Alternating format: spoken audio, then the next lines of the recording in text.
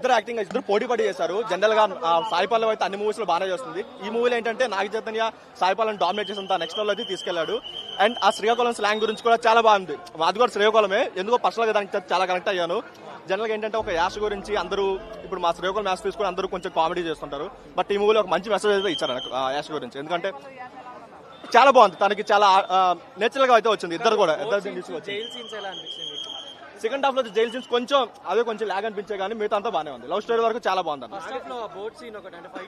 Interval ముందు ఆ boat scene చాలా బాగుంది.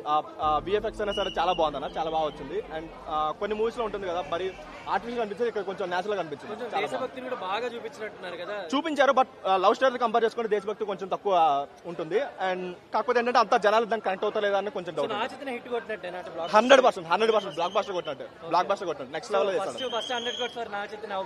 డెఫినెట్ గా అయితే అవుతుంది. డైరెక్టర్ సార్ చెప్పాడు కదా ఏంటంటే సెవెరల్ టైమ్ చూస్తారని చెప్పి, నిజంగా డీసెంట్ మూవీ, చాలా బాగుంది. నాగ చైతన్య పర్ఫార్మెన్స్ అయినా సాయి పల్లవి పర్ఫార్మెన్స్ అయినా ఇద్దరు జోడి రొమాన్స్ అయినా చాలా బాగుందన్న. ఒక స్క్రీన్ కి చాలా ఎందుకో వాళ్ళు రియల్ చేసినట్టు యాక్టింగ్ చేయలేం, రియల్ గా లవర్స్ అన్నట్టు అనిపించింది. ఓవరాల్ గా అయితే డీసెంట్ ఏంటంటే కంటెంట్ లో కొత్తగా ఏముందనంటే ఇది కంటెంట్ కదా, రియల్ లైఫ్ స్టోరీ. అంటే ఒక సర్టెన్ ఇన్సిడెంట్ అయింది కాబట్టి కంటెంట్ అంటే ఇప్పుడు మన కంటెంట్ అంటే వేరే సినిమా ఊహించడం అంటే, కానీ ఇది రియల్ లైఫ్ స్టోరీ కదా, దానికంటే చూపెట్టాడు విధానం ఇంకా బాగా చూపించాడు. ఫస్ట్ హాఫ్ కొద్దిగా డల్ ఉన్నా సెకండ్ హాఫ్ అల్టిమేట్ చూపించాడు అన్నమాట. Direction excellent, Naga Chaitanya acting, Sai Pallavi కూడా యాక్టింగ్ చాలా బాగుంది. Main plus points direction excellent గా ఉంది.